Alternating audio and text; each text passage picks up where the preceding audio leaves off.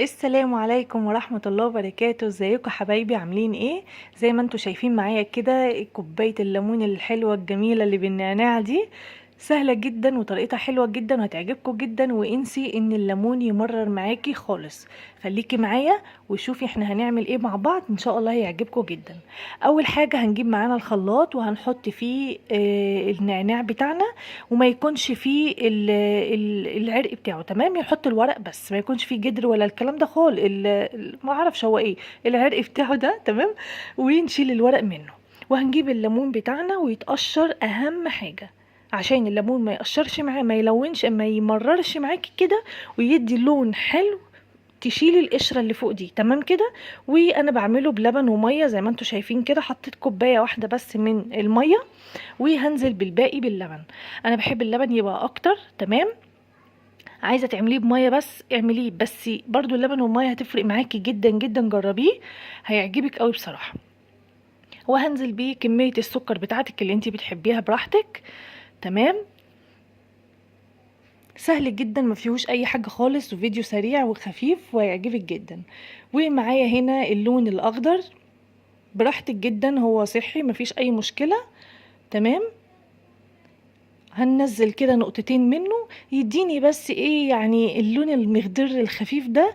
مفيش مشكله، هو ما بيسيبش طعم ولا اي حاجه. انتي مش عايزه تحطيه ما تحطيهوش، ما فيش اي حاجه يعني تغير في الوصفه خالص، لا انا حاطاه بس لون كده. بس كده هنضرب كل الكلام الجميل ده كده مع بعض، وهنجيب بقى الكوبايتين بتوعنا الحلوين. طبعا انا عملت كميه اكبر وزودت الليمون اكتر، تمام؟ عشان بحب الليمون يبقى فيه كتير كده. وادي زي ما انتوا شايفين كده لونه تحفة جدا بجد، عايزة اقول لكم طعمه فظيع فظيع فظيع. بصوا عامل ازاي بجد يعني، ولو قعد في التلاجة معاكي مش هيمرر خالص، انسي ان هو يمرر، تمام؟ بصوا اللون حاجة كده خيال. عايزة تعمليه بمية بس برضو اعملوه براحتكم، بس جربي حتى لو تحطي كوباية واحدة من اللبن وزودي انتي المية، مفيش مشكلة. بس كده، ادي سهل خالص، ما فيهوش اي حاجه خالص. وعايزه اقول لكم بجد يعني انا بعشقه بعشقه بعشقه، انا عندي استعداد اشربه طول اليوم. وهنا بقى حطيت كده ايه نعناع كده منظر زي ما انتوا شايفين.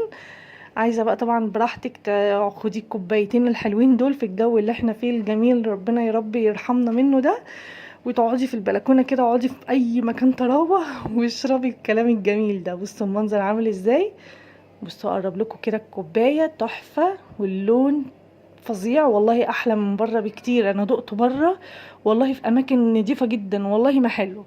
جربيه بالطريقه دي هيعجبكم جدا جدا. بصوا المنظر بجد تحفه.